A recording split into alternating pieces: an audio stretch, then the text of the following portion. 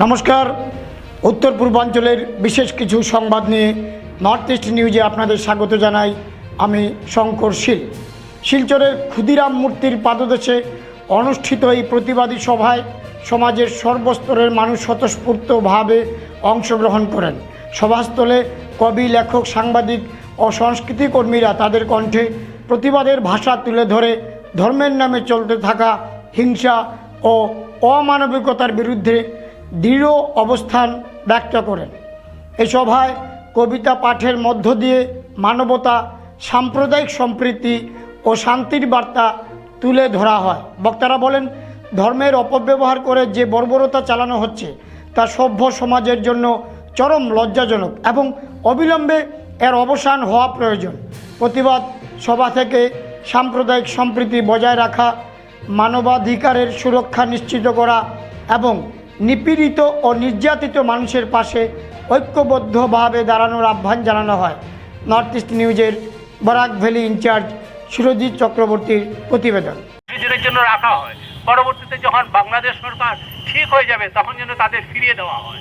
মানুষকে সম্মান দিতে হয়, প্রতিটি মানুষের সম্মানের যোগ্যতা আছে, কারোর কিছু নেই। কে বাংলাদেশ থেকে আসলো, কে পাকিস্তান থেকে আসলো, আমার দেখার দরকার নেই, কিন্তু মানুষকে সম্মান দিয়ে তাকে এই দেশে আনতে হবে, আমার আরেকজনকে সম্মান দিয়ে আরেক দেশে পাঠাতে হবে। রাতের অন্ধকারে জঙ্গলের মধ্যে ছেড়ে দিলে চলবে না। এই যে মৌলবাদী ব্যাপারটা কিন্তু এখানে জড়িয়ে আছে, এই জায়গাটাকে এভাবে ধরলে হবে না। আর আমাদের যদি সত্যি সত্যি বিদেশি ধরতে হয় 71 পরে আসা, তাহলে আমাদের বরাক উপত্যকার যে গ্রামগুলো আছে না, অনেক গ্রামে তো আমার ঘোরা আছে, আমি জানি এই গ্রাম শূন্য হয়ে যাবে।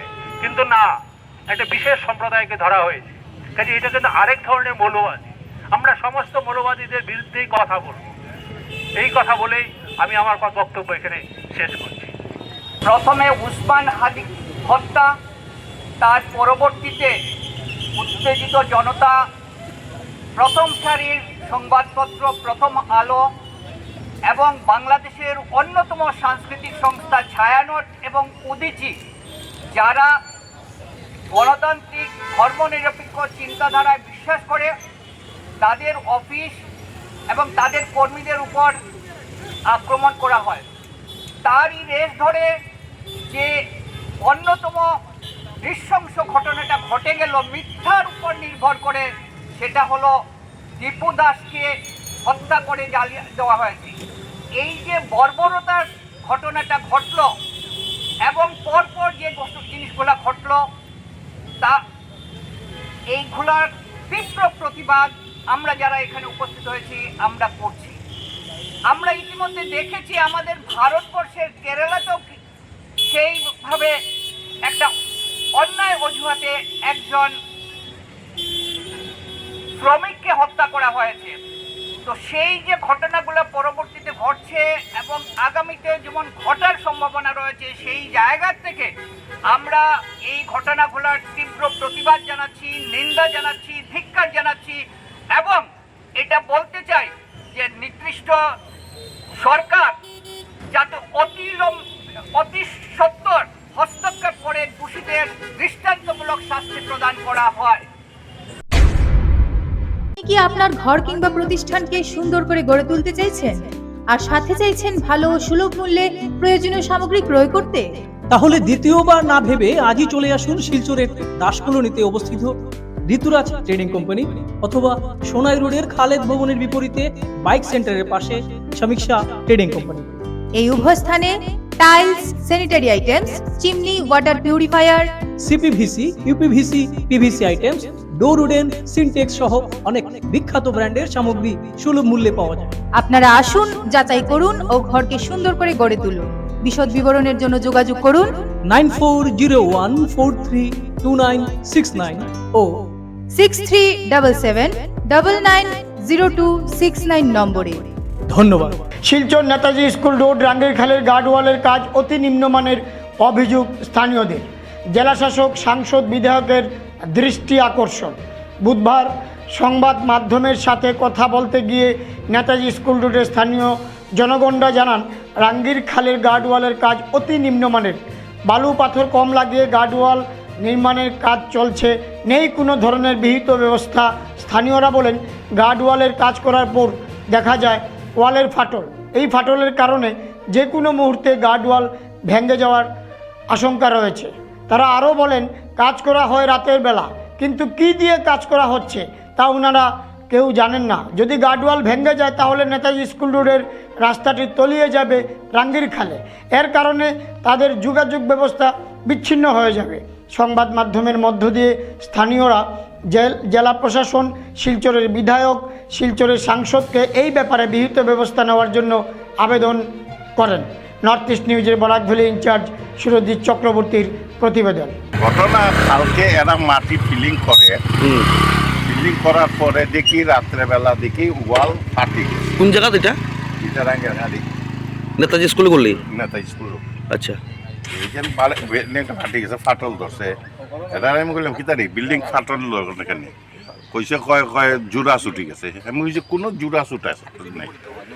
এবং এরা খামের সময়, আমরা রাত্রে 2টা-2:30টার সময় রায়া খাম করে, ডালাই দেয় রাত্রেবেলা। কেউ রাত্রেবেলা কেউ ডালাই দেখলে দেখবো নিটা, কোনোদিন দেখতো না। এই যে নাচে এটার মধ্যে সব কিছু কোনো মিক্সড, সব মিক্সড। মানে আপনার কি তা কইরা 2 নম্বরে খামর? 2 নম্বরই, নাইলে একটা খাম মাত্র গেছে না, মানে 1 বছর গেছে না, 6 মাসও গেছে না। গার্ডওয়ালের খাম চলে না নি? হ্যাঁ, গার্ডওয়াল। ডেনিয়ার মানে এটা কোথা রাঙ্গের খাল নি? রাঙ্গের খাল, নেতাজি স্কুল রোডে। প্রোটেকশন কেন? এরা যেন কোনো কাম করতেছে, এরা বালা কাম করতেছে, এরা কোনো তো কমপ্লেন নাই। আমরা কোনো কিছু জানিও নাই, ও করি নাই। এরা তো ব্যাপার জিগাইলে কইব জোড়া ছুটি গেছে আর ইটা হয়ে গেছে। দেখুন না এদিকে কত রকম, ওই যে দেখুন, ওই যে এখানে যে টার্নিংটার মধ্যে সব টার্নিংয়ের মধ্যে সব করছে। ওখানে আপনারা দাবি কিতা? আমরা কোনো দাবি নাই, তোমরা কাজ করো, এটা কোনো কাজের ডিস্টার্ব দিই না আমরা পাবলিককে। কামটা বালা করো, খেলেকে ফাটল ধরতো। এই 2 দিন পর আজকে ফাটল ধরে দিছে, কালকে ভরি যাবো ওয়াল। এটা ফাটল ধরছে না তো, ওয়ালটাই একদম কাইতে গেছে। খাইতে গেছে, মাটির প্রোটেকশন নাই। আমি কালকে কইছি তোরা এটা বোল্ডার দিয়ে তারপরে তোরা দে, এইগুলো দেয় না। এটা এই যে মাঠে মধ্যে জার্মানি ফেনা, ঘাস, জাবরা, লুদ এইসব পালাইয়া তারা রাখছে, কিন্তু নিয়মে এখানে মধ্যে বোল্ডার দিয়া তারপরে মাটি পালাইতো। আজকে এই ওয়ালটা ফাটল দিছে না, এটা খুব বেশি দিন যদি হয় 2-3 মাস হয়েছে এই ওয়ালটা বানাইছে। এই ওয়ালটা পুরা কাইতেই গেছে।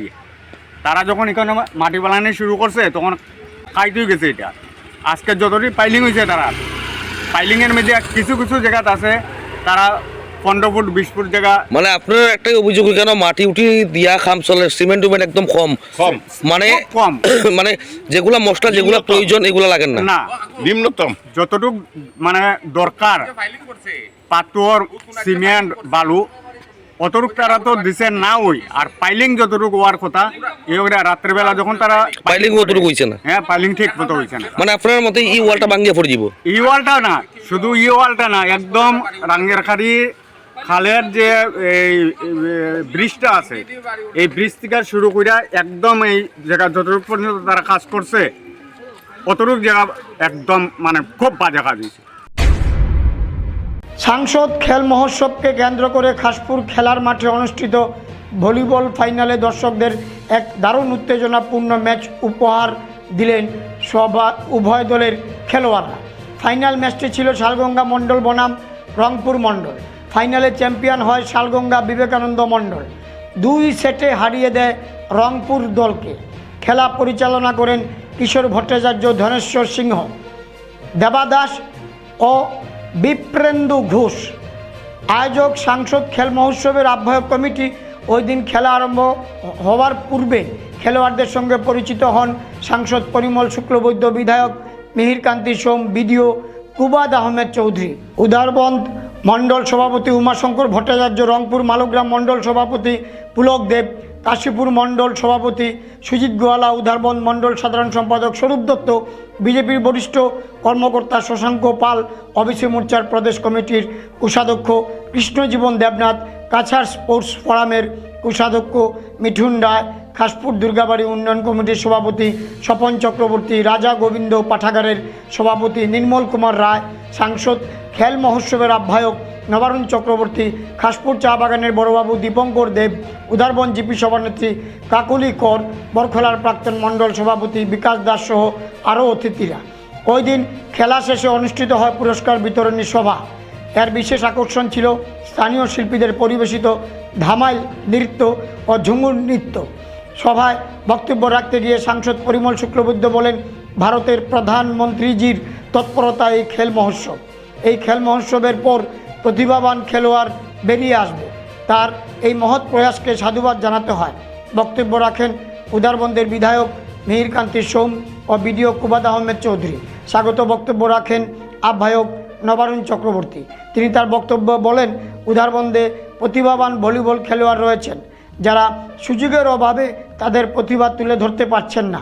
পুরস্কার বিতরণী সভায় সেরা খেলোয়াড়ের খেতাব জয় করেন শালগঙ্গা বিবেকানন্দ মণ্ডলের বিবেক চক্রবর্তী। চ্যাম্পিয়ন দলকে ট্রফি ও নগদ 5,000 টাকা ও রানার্স দলকে ট্রফি ও নগদ 3,000 টাকা পুরস্কার তুলে দেন মুখ্য অতিথি সাংসদ পরিমল শুক্লবৈদ্য, বিধায়ক মিহিরকান্তি সোম, আহ্বায়ক নবারুণ চক্রবর্তী ও খণ্ড উন্নয়ন আধিকারিক কুবাদ আহমেদ চৌধুরী সহ আরও অন্যান্য অতিথিরা। উদারবন থেকে নিহারকান্তি রায়ের প্রতিবেদন।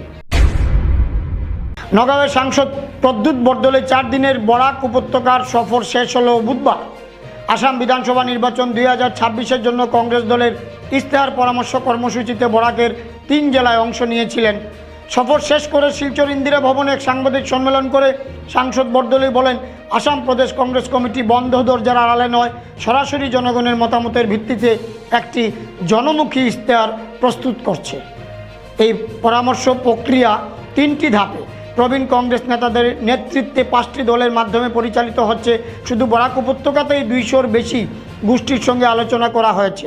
বরদলৈ জানান, দুর্বল যোগাযোগ ব্যবস্থা, বিজেপি শাসন আমলে অসম্পূর্ণ থেকে যাওয়া প্রকল্প এবং কাছাড়, করিমগঞ্জ, হাইলাকান্দি জেলায় অসম উন্নয়নের মতো বিষয়গুলো চিহ্নিত করে সমাধানের উপর জোর দেওয়া হবে, যাতে সামগ্রিক উন্নয়ন নিশ্চিত করা যায়। তিনি আরও বলেন, প্রার্থী নির্বাচনে অভিজ্ঞ নেতৃত্ব ও নতুন মুখের মধ্যে ভারসাম্য রাখা হবে এবং 2026 সালের চূড়ান্ত রোডম্যাপ প্রস্তুতের সময় বরাক ও ব্রহ্মপুত্র উপত্যকার মধ্যে বিদ্যমান বৈষম্য কমানোর দিকেও গুরুত্ব দেওয়া হবে। নর্থ ইস্ট নিউজের বরাক ভ্যালি ইনচার্জ সুরজিৎ চক্রবর্তীর প্রতিবেদন। আমরা খুব উদ্বিগ্ন, বিশেষ করে দুটো দিক। একটা তো বাংলাদেশে যেটা হিন্দুর উপর নির্যাতন চলছে। আমরা এটা আমাদের কংগ্রেস অর্গানাইজেশন থেকে আমরা সম্পূর্ণভাবে এই সমস্ত এই যেটা মাইনরিটি রিগ্রেশন, মাইনরিটি যেটা হিন্দুর উপর অত্যাচার চলছে, সেটার আমরা শুধু প্রতিবাদই নয়, আমরা ভারত সরকারের কাছে দাবি জানাচ্ছি very decisive action should be taken. কারণ বাংলাদেশে আমাদের হিন্দু মাইনরিটিদের সমস্ত রাইটস প্রটেক্ট করতে হবে। আর এখানে কোনো ধরনের এখানে কম্প্রোমাইজ করা উচিত না। আর বাংলাদেশ গভর্নমেন্টকে খুব স্ট্রংলি বলা দরকার যে তোমাদের এটা বন্ধ করো, আর হিন্দুদের স্বার্থ ওখানে রক্ষা করতে হবে। দ্বিতীয় যেটা হয়েছে আমাদের কার্বি আংলংয়ে আমার কাছাড়ের প্রতিবেশী যেটা হচ্ছে, সেটাও আমরা খুব উদ্বিগ্ন। তবে একটা কথা ঠিক যে এটা মানে মানুষের মনে পুঞ্জীভূত যেটা ক্ষোভ, সেটার একটা উদ্গীরণ হচ্ছে। তার কারণটা আসামে হিমন্ত বিশ্ব শর্মার তো জানেন চতুর্দিকে ওরা এমন করে অপশাসন চালাচ্ছে। এখন সেটা কথা আমি কালকেও বলেছি যে হিমন্ত বিশ্ব শর্মা একটা ধোঁয়ার